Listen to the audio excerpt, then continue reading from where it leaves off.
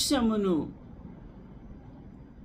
వెల్లడి చేస్తూ ఉన్నందుకు ఆయనకు శ్రమ కలిగింది. అయితే ఆ శ్రమలు పాలివాడను అవుతూ ఉన్నాను.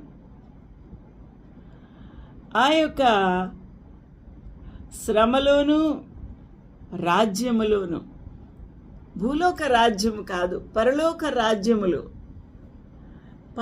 పరలోక రాజ్యములోను దానిని పటిష్టము చేయుటలోను, దానిని వ్యాప్తి చేయుటలోను, దాని యొక్క పరలోక రాజ్య స్థాపనలు ప్రముఖమైన పాత్రలు వహిస్తున్న అపోస్తలులో ఒకడుగా ఉన్నాడు. సహనము శ్రమ పొందినప్పుడు, శ్రమ కలుగుతూ ఉన్నప్పుడు ఎదుర్కొంట హింసాకాండనంతా కూడాను సహనముతో యేసు క్రీస్తు ప్రభు వలె ఓర్చుకుంటున్న భక్తుడు యోహాను భక్తుడు. అలా యేసుతో కూడా శ్రమ పడిన ఎడల క్రీస్తుతోడి వారసుడను అన్న ఆ యొక్క వాగ్దానము ఇక్కడ నెరవేరింది యోహాను భక్తుని జీవితంలో. హల్లెలూయా! దేవునికి మహిమ, ఘనత, ప్రభావము కలుగునుగాక. ఎంతటి గొప్ప భాగ్యము యోహాను భక్తునికి కలిగింది అని మనము చూడవచ్చు.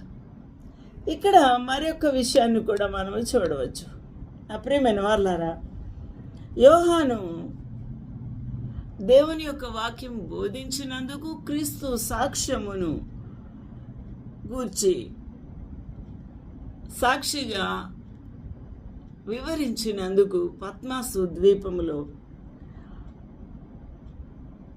ఆయన పరవాసి అయ్యాడు. అనగా అక్కడ పరిచర్య టర్కీ, చిన్న ఆసియా ప్రాంతాల్లో తను చేస్తున్న ఆ యొక్క ప్రభు యొక్క సువార్త పరిచర్యలో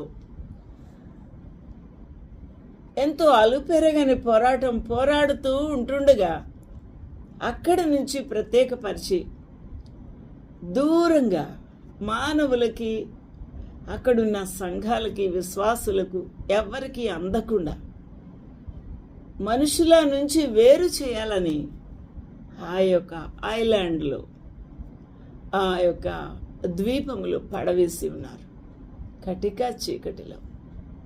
కానీ మనుషులకు దూరపరిచి ఉన్నారు. కానీ ఈ లోక సహవాసము లేక విశ్వాసుల సహవాసము కానీ దూరమైంది.